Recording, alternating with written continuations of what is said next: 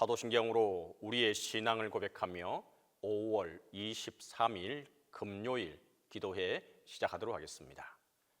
나는 전능하신 아버지 하나님 천지의 창조주를 믿습니다. 나는 그의 유일하신 아들 우리 주 예수 그리스도를 믿습니다. 그는 성령으로 잉태되어 동정녀 마리아에게서 나시고 본디오 빌라도에게 고난을 받아 십자가에 못 박혀 죽으시고 장사된 지 사흘 만에 죽은 자 가운데서 다시 살아나셨으며 하늘에 오르시어 전능하신 아버지 하나님 우편에 앉아 계시다가 거기로부터 살아있는 자와 죽은 자를 심판하러 오십니다. 나는 성령을 믿으며 거룩한 공교회와 성도의 교제와 죄를 용서받는 것과 몸의 부활과 영생을 믿습니다.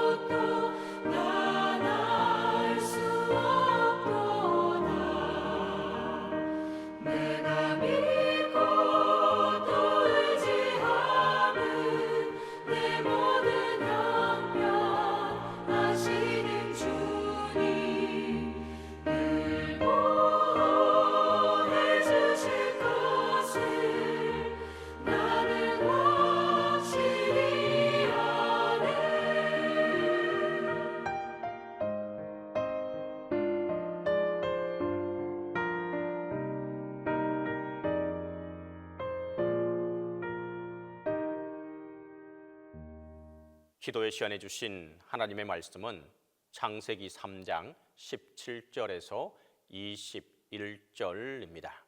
구약성경 창세기 3장 17절에서 21절입니다. 아담에게 이르시되 내가 내 아내의 말을 듣고 내가 내게 먹지 말라 한 나무의 열매를 먹었은즉 땅은 너로 말미암아 저주를 받고 너는 내 평생에 수고하여야 그 소산을 먹으리라. 땅이 내게 가시덤굴과 엉겅퀴를 낼 것이라.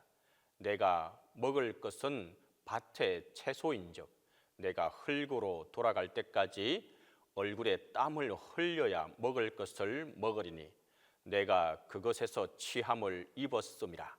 너는 흙이니 흙으로 돌아갈 것이니라 하시니라. 아담이 그의 아내의 이름을 하와라 불렀으니 그는 모든 산자의 어머니가 됨이더라. 여호와 하나님이 아담과 그의 아내를 위하여 가죽 옷을 지어 입히시니라. 오늘 본문은 아담과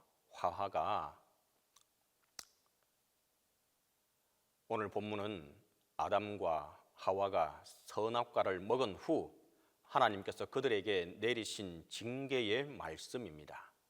하지만 우리가 이 말씀을 단순히 심판의 말씀으로만 받아들이면 본문의 깊은 은혜를 놓치게 됩니다.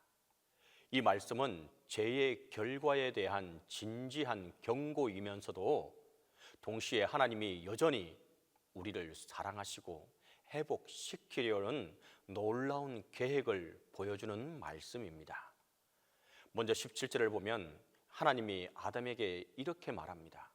내가 내 아내의 말을 듣고 내가 내게 먹지 말라고 한 나무 열매를 먹었은즉 땅은 너로 말미암아 저주를 받고 너는 평생에 수고하여 그 소산을 먹으리라.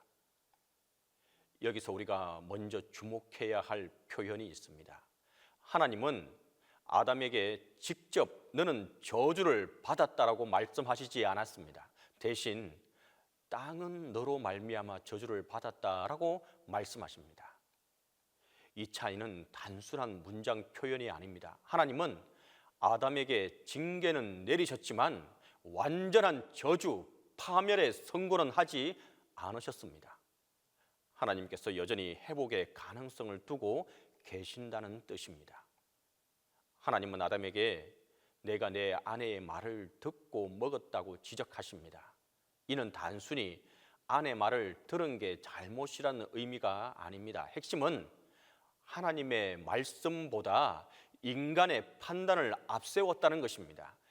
이미 아담은 선악과에 대한 금지 명령을 직접 받았음에도 그 말씀보다 아내의 말을 따랐던 것입니다. 오늘 우리의 삶을 돌아볼 수 있기를 바랍니다. 우리는 하나님의 뜻을 알고 있으면서도 사람의 말, 감정, 세상의 흐름에 더 민감하지는 않습니까? 말씀의 우선순위가 무너지면 그곳에 반드시 죄가 틈타게 되는 것입니다. 아담은 이제 땅을 경작하며 살아야 했고 삶은 땀과 수고로 가득 차게 되었습니다. 하지만 이 고통은 단지 형벌이 아닙니다. 하나님 없이 살아가는 인간이 얼마나 연약한 존재인지를 깨닫게 하려는 하나님의 크신 배려이기도 합니다. 오늘 본문 21절을 보면 여호와 하나님이 아담과 그의 아내를 위하여 가죽 옷을 지어 입힌다고 말하고 있습니다. 이 얼마나 놀라운 장면입니까? 죄를 지은 자들에게 하나님이 친히 옷을 입혀 주신 것입니다. 그리고 이 옷은 그냥 옷도 아니고 가죽, 즉 희생이 필요한 옷이었습니다. 하나님께서 직접 동물의 생명을 취하셔서 그들의 수치를 덮으셨다는 것은 은혜의 시작, 구속의 상징이기도 합니다. 그런데 하나님께 징계를 받은 후 아담은 아내의 이름을 하와라 짓게 됩니다. 하와는 생명, 산자의 어머니라는 뜻입니다. 심판의 말씀을 들은 후 아담은 절망 대신 희망을 선택한 것입니다. 이는 징계를 통해 생명의 의미를 다시 발견한 아담의 고백이기도 합니다. 혹시 지금 여러분의 삶에도 땀 흘리는 수고와 엉겅퀴 같은 어려움, 감당하기 힘든 무게가 있습니까? 그렇다면 오늘 본문을 통해 분명히 말씀드릴 수 있습니다. 그 징계는 저주가 아닙니다.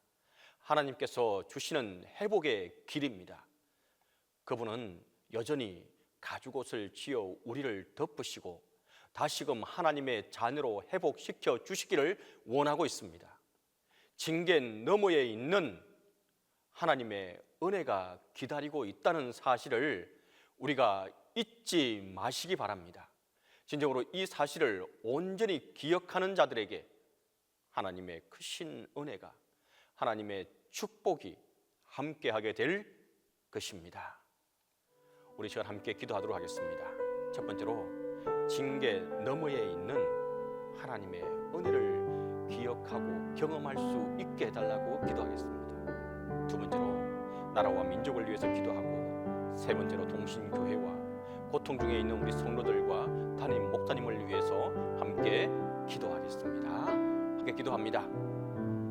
주님, 이 새벽에 이 날에 주님의 은혜를 간구하며 기도하며 나아갑니다. 주님, 우리가 원하든 원치 않든 하나님, 우리의 힘으로 어찌할 수 없는 질병과 고통과 어려움이 우리를 찾아와 우리를 좌절케 하고 넘어지게 하고 또한 눈물 흘리게 할 때가 많이 있습니다. 하나님, 우리가 이때에 하나님을 원망하고 주위의 사람들을 원망하며 자신의 신세를 한탄할 때가 많지 않습니까? 하나님, 하지만 우리가 믿는 그리스도인으로서 진정으로 이때가 바로 하나님께서 역사하시는 때임을 기억하고 하나님께 매달리고 하나님께 기도하는 때가 될 수 있도록 하나님께서 함께 하시고 도와주시옵소서. 진정 그 어렵고 힘든 상황이 바로 하나님께서 역사하시는 순간임을 기억하게 하시고 하나님께서 주님 도와주시는 손길이 함께 한다는 사실을 기억할 수 있게 하여 주시옵소서. 또한 그것을 경험하고 하나님께 찬양하며 하나님의 뜻을 따라가는 우리의 모든 삶이 되게 도와 주시옵소서. 주님, 이 시간도 아버지 앞에 간절히 바라고 기도하는 것은 이 나라와 이 민족을 위해서 기도하며 나아갑니다. 하나님, 큰 일을 앞두고 있는 가운데 있습니다. 하나님의 뜻을 이 땅에 이루어지게 하시고 하나님이 원하시는 지도자를, 하나님을 두려워하는 지도자가 세워질 수 있도록 도와주시고 하나님이 이 나라와 이 민족에 나아갈 방향을 주님께서 지켜주시고 인도하여 주시옵소서. 그리하여서 지금까지 믿음의 기도가 이루어진 모든 일들이 이 나라와 이 민족에게 함께 하시고 이 땅에 있는 모든 교회가 깨어서 기도하는 교회가 되게 도와주시고 나라와 민족을 위해서 눈물 흘리는 이때가 되게 하여 주시옵소서. 간절히 바라고 기도하는 것은 동신교회를 위해서 기도합니다. 진정 우리 동신교회도 깨어있어 기도하며 눈물 흘리는 교회가 되게 도와주시고 한 마음으로 한 뜻으로 주님을 섬겨나갈 때에 아무런 어려움 당하지 않도록 도와주시고 하나님께서 맡겨준 사명을 잘 감당해 나가는 동신교회가 되게 하여 주시옵소서. 주님, 이 공동체 속에 마음으로 육체로 아파하고 힘들어하는 일이 있습니다. 하나님, 그들의 삶을 주님께서 붙잡아 주시고 진정 그때가 바로 하나님께서 도움의 손길이 함께한다는 사실을, 하나님의 은혜가 함께한다는 사실을 기억하고 하나님의 치유를 경험하게 하시고 하나님의 회복을 경험하는 우리 모두가 되게 하여 주시옵소서. 또한 담임 목사님과 함께 해주시고 영육간의 강건함으로 붙들어 주시고 목회에 나갈 때 아무런 어려움 당하지 않도록 성령께서 도와주시고 함께해 주시옵소서. 이제는 주님께서 가르치신 기도로 기도해 마치도록 합니다. 하늘에 계신 우리 아버지, 아버지의 이름을 거룩하게 하시며 아버지의 나라가 오게 하시며 아버지의 뜻이 하늘에서와 같이 땅에서도 이루어지게 하소서. 오늘 우리에게 일용할 양식을 주시고 우리가 우리에게 잘못한 사람을 용서하여 준 것 같이 우리 죄를 용서하여 주시고 우리를 시험에 빠지지 않게 하시고 악에서 구하소서. 나라와 권능과 영광이 영원히 아버지의 것입니다.